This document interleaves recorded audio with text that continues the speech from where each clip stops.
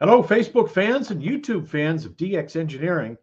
It's Tuesday afternoon here in the Eastern time zone of the USA. It's time for Tuesdays with DX Engineering.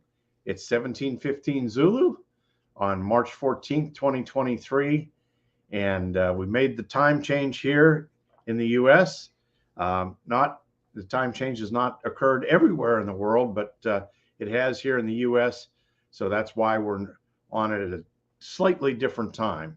And we have a very special guest today. It's Adrian, KO8SCA. Hello, Adrian. Hello, Tim. Welcome back.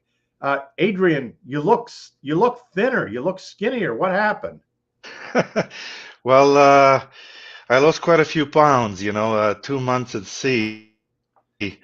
The boat movement really cuts your appetite. So can't complain about that, though. I really needed to lose a few pounds. Sitting in front of the radio for a long time usually adds some pounds over the years. Well, congratulations on a great de-expedition to Bouvet. I know that you had a lot of challenges there, but Adrian, tell us what it was like to be on the island. Well, it was exciting. It's the most remote uninhabited place on Earth. So it was exciting for the team to be on the island. It was a challenge. Getting on and off the island is certainly not an easy thing to do. Obviously, that's why Bouvet is the second most wanted DX entity. It was cold, and most of all, it was windy. But the moment you sit down in front of the pileups, you kind of forget everything about it. Yeah, Now, you were one of the operators that was on the island, right? that's correct. Yeah, we were eight operators on the island. And how many days were you on the island all total? 10 days on the island. We arrived on Beauvais, and then we had to wait a few days for the weather to be good enough for us to send a scouting team of four people on the island. And after those 4 days, we made a plan and we landed on the island and stayed there for 10 days. Wow, that is really incredible. Did you ever get dry? I mean, it looked like you guys were wet the entire time. Actually, we did have a couple of days when it snowed as opposed to rain. And those were the most beautiful days because it was the only time we didn't get wet. I mean, we did have good clothing that was, they were designed for this type of weather, but still, when you have to be outside to fix things, and there was always something to do or needed to be done, you constantly get wet, and then actually because the weather changed so quickly, it would after raining for a couple hours, it would be windy and some kind of a sunny for a couple of more hours, and then you put your clothing to dry, and then when you see the next rain or the next snow coming, you would go get them before they get wet again. uh, Adrian, you're on the island for 10 days. You guys worked almost 20,000 QSOs. But what was the one thing that you really missed when you were on the island? What did I miss? Maybe the home food. Well, actually, see the thing is the our sleeping bags were the, let's say, in the tent were the main items in our lives on the island. You would basically get into your sleeping bag for a little bit, maybe half an hour, 45 minutes, and then you get warmed up, and then you go back into your clothing and go either operate or do some work around the tent or in the camp there. So we had a lot of high tech stuff like satellite phones and satellite radios that we use to stay in touch with the pilots and our families, and so it was not as bad from that point of view. But you do really miss a good home cooked meal. And how about a shower, Adrian? You didn't have a shower for a long time. Not not really, but I don't really want to discuss about that. Adrian, let's talk about the DX Engineering antennas that you guys had up. Well, our main workhorse for work in North America was the DX Engineering aluminum 30-meter vertical. And we put it up on the first day on Bouvet, and it stayed up until the last day on Bouvet. We had no issues. We obviously followed all the installation instructions. And the antenna moved to the wind a little bit, here and there, but and we did have to double check the guying almost daily because of the heavy winds. But the antenna worked perfectly. We put it on. We put the Rig Expert analyzer on it. It worked beautifully. We connected the cables, and it just worked. And most of the North American contacts were made on 30 meters during our night um, on Bouvet, and that was great. We were absolutely impressed. Well, that's and I think you said that the wind was really bad. Yeah, it was the wind never stopped. It basically went from windy to very windy to extremely windy, and you pick between these three options, and that's basically what we had most of the time. It's a very this is not a good weather to be in, but I mean, we did have gear, and we had to anchor the tent very heavily so that we don't lose it. That was the main thing that kept us alive on the island. And of course, the guying for the antennas were heavily anchored. We actually had to. We were not allowed to leave anything on the island, so we actually drilled on the rock and put some kind of anchors that were screwed in that we were able to take out when we left. So when you drill into, the rock to anchor your tent and antennas, there are no surprises there. That those really kept those items erect all the time. Right. Well, it's great that you had that for the tent and also for the vertical. And I know a lot of all-time new ones for guys all around the world. How do you feel about that? Well, that's the best part of the expedition. You try to give a new one to people that never had the chance to work the Bouvet before, and we're happy to do that. That's why we stayed in a few bands. We only had three antennas, and we used those antennas. We rotated them based on propagation, but the main goal was to put all-time new ones in the log. Of course, many people were able to work us. On multiple bands, and that's okay as well. If you have a big tower and you're very skillful, you're always going to get in the log. So we can't be upset about those either. Well, Adrian, let's take a look at the chat room here and see what guys are saying. We've got young Michael W3MLJ who is still in high school, and he says, "Oh, hello guys, amazing job on Bouvet, Adrian and team. Challenging conditions for sure." And our friend Andy is on. And then from Chile, it's Charlie Echo 7 Kilo Fox. And Kilo 7 Victor Zulu says, "I wasn't able to work 3Y0J, but thanks for the effort." And Andy says, "Hi, Adrian. Thanks for trying so hard." Adrian, you put your life at risk out there. Yes, I mean there's always a risk going to the expeditions. It's a calculated risk though.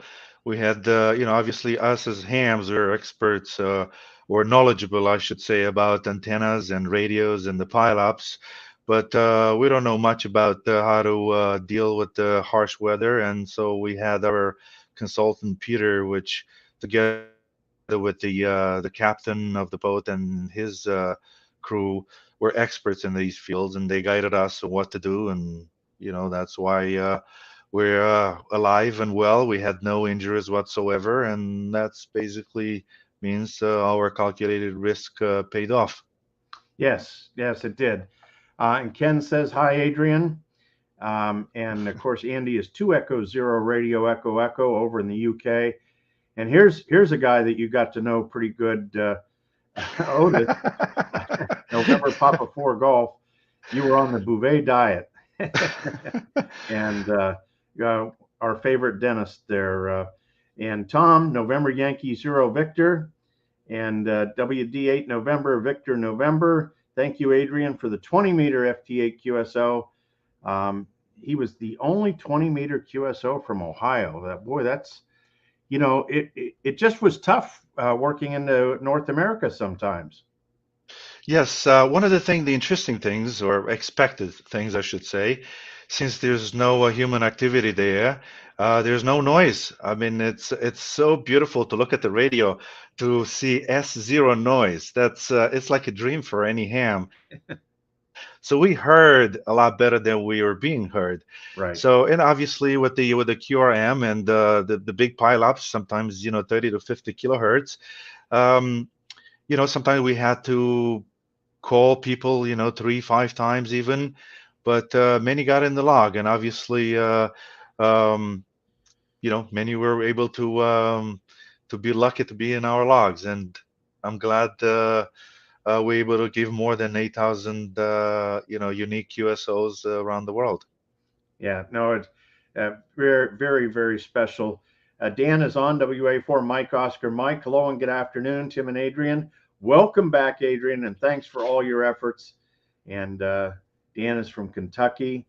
And from Israel, it's 4 X-Ray 6 Zulu Kilo. And also from out in Oregon, Whiskey 6 Bravo Juliet Radio. And down in Puerto Rico, it's Angel. And great effort by the whole team. Thanks for the all-time new one from Arecibo, Angel, Whiskey Papa 3 Radio. And we like to hear that. Yes. And Rob is on, Whiskey 8 Lima X-Ray. Thanks for the QSO on 30 meters CW, all-time new one. Not sure any future DX QSO will ever surpass this excitement. The vertical worked. And so that's exactly what you want to hear, right, Adrian? That's exactly it. It's the people that got a new one, but not just any new one. The second most wanted entity in the DXCC list. It's certainly an excitement for anyone when you first work it. So yes, we're happy every time we hear this. Right, and we've got Kilo Papa 4 Juliet Radio Sierra on from Puerto Rico. And Ken is on November 2 Sierra Queen Whiskey. Thank you for the contact number 331. He's finally on the honor roll. What about that, Adrian? Wow, that's amazing. Like I said, for somebody that has 331 entities, certainly you can see some good operator behind that. So good operators always figure out ways to get around the pileups and work the propagation, work the best times to attack the DX and so forth. So obviously, it's like you can see the smile on his face. And Jimmy is on, Kilo Bravo 8 November. Great job and thank you.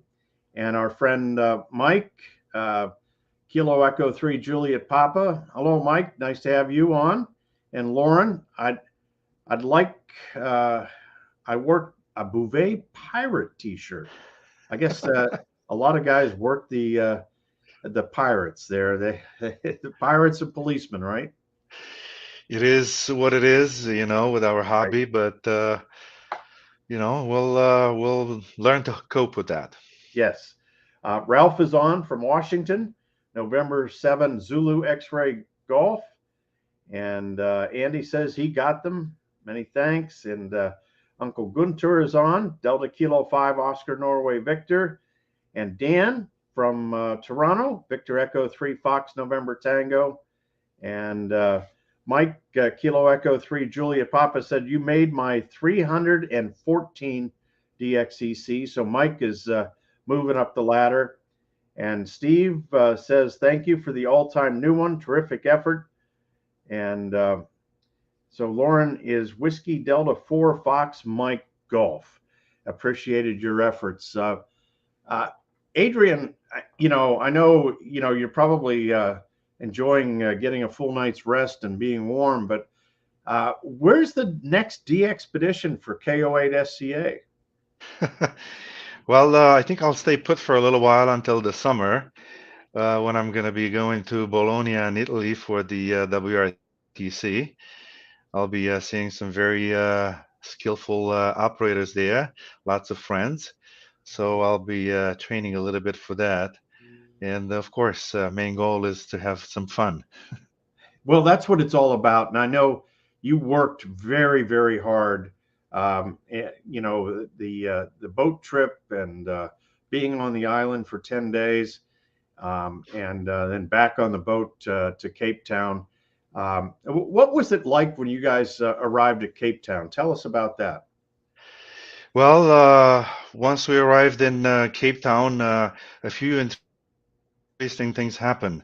The first thing, everybody got a hotel room because they wanted a bed that doesn't move after 2 months on at the sea. Second, we were all craving for a big steak and ice cream, and so the whole team went to a nice steakhouse in Cape Town. And of course, we were happy to be back alive and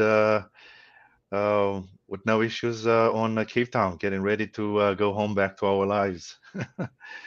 Well, that's great. And on the way back to Cape Town, so you leave Bouvet, it's the ARRL DXCW contest, and 4U1UN comes on the air. And we know that you are one of very few people that have the keys to the 4U1UN.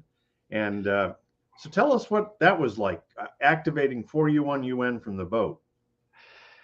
Well, the boat ride is certainly long, very long. It's reminds you of the childhood days when the parents make you go to sleep in the afternoon, but you can't sleep. That's basically how the boat ride is. You go around and all you see is water. For 2 months, we haven't seen not even one ship. So it's kind of lonely. You run out of stories to tell each other. We, of course, installed a radio and operated from the boat as a Maritime Mobile. But one of the new technologies that we brought on the boat was a Starlink terminal, and we were able to get the high-speed internet. Was amazingly reliable. Close to Bouvet, we actually hit about 300 megabits per second the speed, and so ARL DXCW was it's certainly a point in the year when all the contestants get very excited, including myself, and I couldn't let this opportunity to pass without getting into the pile-ups there. So during the boat ride back, I fired up for UN. I'm a lucky guest operator there, and I operated. I made, I think, about 500 or 600 QSOs, but the excitement of uh, doing so really helped with the trip, pass the time, and of course, it was also um, the goal was to test the terminal and see how big the delay is and if it really works. And I was pleasantly surprised. So I'm sure starting in the near future, this will be, the Starlink will be part of the toolkit of any serious the expedition. Yes, well, that was phenomenal. You activate Bouvet, you're on the island, and then you're a huge multiplier in the ARLDX contest. So that's really cool. Also want to call out Fox Golf 8 Oscar Juliet is on with us, and our good friend Ray Higgins, W2 Radio Echo. Hi, Adrian, nice work. And Ray also says we use Starlink. So more and more people, I think, and that's really cool. Well, Adrian, thanks so much. We're glad you're home safe, and we'll look forward to seeing you at some of the shows and DX locations here this year. And thanks for everything you did to make Bouvet a big success.